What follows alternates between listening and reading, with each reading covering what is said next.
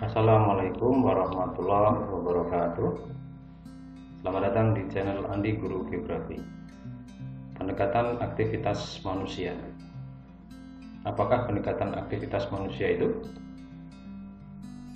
Pendekatan aktivitas manusia merupakan pendekatan keruangan yang mengkaji suatu fenomena geosfer di permukaan bumi dengan memperhatikan pada berbagai aktivitas manusia atau human activity yang berinteraksi dengan fenomena geosfer tersebut.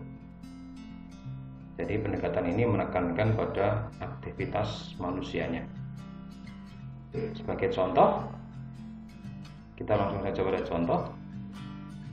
Misalnya adalah geliat wisata pantai di Gunung Kidul DIY. Gunung Kidul daerah istimewa Yogyakarta memiliki pantai dalam jumlah yang sangat banyak, yang itu menjadi salah satu primadona wisata di daerah istimewa Yogyakarta. Nah, begitu banyaknya pantai sehingga perkembangan wisata pantai di wilayah ini sangat pesat. Nah, untuk melihat bagaimana pesatnya, kita bisa menggunakan pendekatan aktivitas manusia. Dimulai dengan mengajukan pertanyaan, apakah wisata pantai Gunung Kidul DIY itu? Kemudian di mana saja wisata pantai Gunung Kidul dikembangkan? Kapan mulai dikembangkan atau kapan mulai berkembang pesat? Kemudian mengapa wisata pantai Gunung Kidul dapat berkembang pesat? Siapa atau apa yang terlibat dalam pengembangan dan bagaimana proses pengembangannya? Oke, kita langsung pada yang pertama. Apakah wisata pantai Gunung Kidul itu? Ya, wisata pantai di Gunung Kidul merupakan wisata alam jenis wisata bahari yang didominasi oleh perairan dan lautan. Hal-hal yang ditawarkan dalam wisata alam pantai ini adalah satu, keindahan pantai, kemudian keunikan ekosistem pantai, morfologi pantainya, menikmati hasil laut, dan atraksi wisata yang ditawarkan.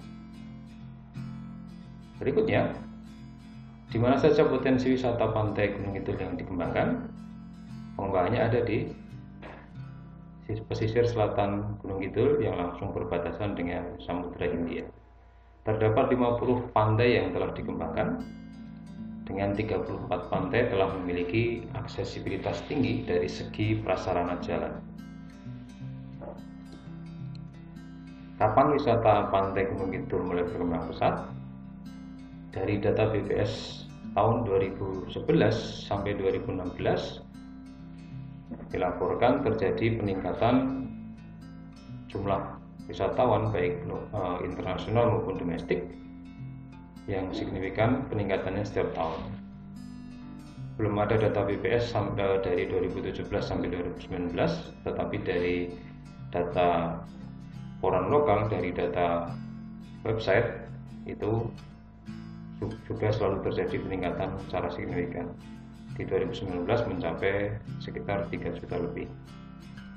Nah, inilah yang menyebabkan wisata pantai merupakan wisata andalan di Gunung Kidul. Nah, mengapa wisata pantai di Gunung Kidul dapat berkembang pesat? Begitu banyak pengunjungnya. Nah, kita lihat dari faktor alamnya terlebih dahulu. Wilayah Gunung Kidul bagian selatan itu merupakan secara geologi merupakan kawasan kars. Nah, wilayah pantai ini termasuk dari bagian kars topografi Gunung Sewu, yang secara geomorfologi memiliki bentuk muka bumi kars yang merupakan hasil pelarutan yang membentuk kerucut-kerucut kars. Nah, perbukitan kars ini sampai ke tepi pantai yang akhirnya kemudian memisahkan antara dataran pantai satu dengan yang lain, sehingga jumlah pantainya menjadi sangat banyak. Kita bisa lihat di gambar ini, dari wilayah yang berdekatan saja akan ada beberapa pantai yang bisa dikembangkan.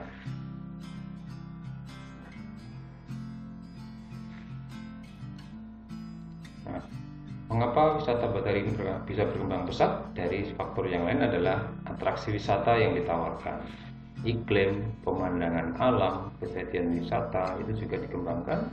Kemudian keterjangkauan menuju lokasi wisata atau dari sisi aksesibilitas itu telah dikembangkan. Amenitasnya, penginapan, rumah makan, hiburan, kemudian aktivitas kegiatan yang dapat dilakukan oleh wisatawan. Nah, ini merupakan faktor dari aktivitas manusia dalam mengembangkan wisata pantai di Gunung Kidul. Nah, siapa saja yang terlibat dalam pengembangan wisata pantai?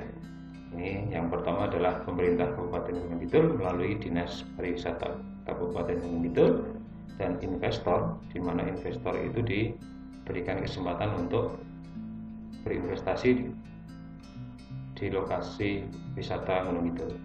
Kemudian penduduk setempat dalam upayanya untuk menawarkan wisata alam baik dengan cara modern maupun dengan mengedepankan kearifan lokal. Nah, bagaimana pengembangan wisata pantai di Gunung Kidul? Pertama, dari pemerintah daerah tentu saja dilakukan hal-hal yang berkaitan dengan aksesibilitas. Yang pertama adalah memperbaiki sarana prasarana transportasi, terutama jalan. Kemudian memperbaiki prasarana di lokasi wisata. Kemudian melakukan promosi baik di media massa, media cetak, web, penyedia layanan travel ataupun pihak lain, investor misalnya. Nah, menawarkan pada investor untuk ikut mengembangkan wisata. Bagaimana pengembangan wisata di Gunung Kidul? Ini juga dari sisi investor dan penduduk setempat adalah mereka bekerja sama mengembangkan lokasi pantai yang baru. Banyak pantai-pantai tersembunyi yang masih asri, ini kemudian digarap dan diperkenalkan kepada publik. Kemudian membangun sarana akomodasi seperti penginapan, homestay, dan resort. Kemudian juga mengembangkan atraksi wisata, misalnya penyeberangan gondola yang bersifat ekstrim, flyboard, gondolan di tepi tebing, teras kaca,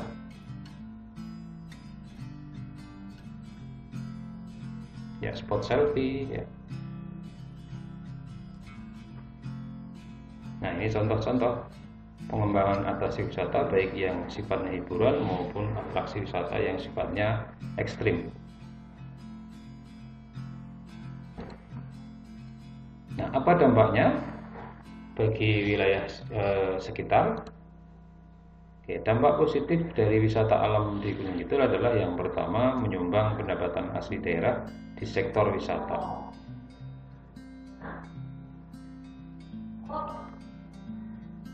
Pada berita ini disampaikan bahwa pendapatan retribusi di sektor wisata Gunung Kidul bisa mencapai 27,8 miliar pada awal bulan Oktober.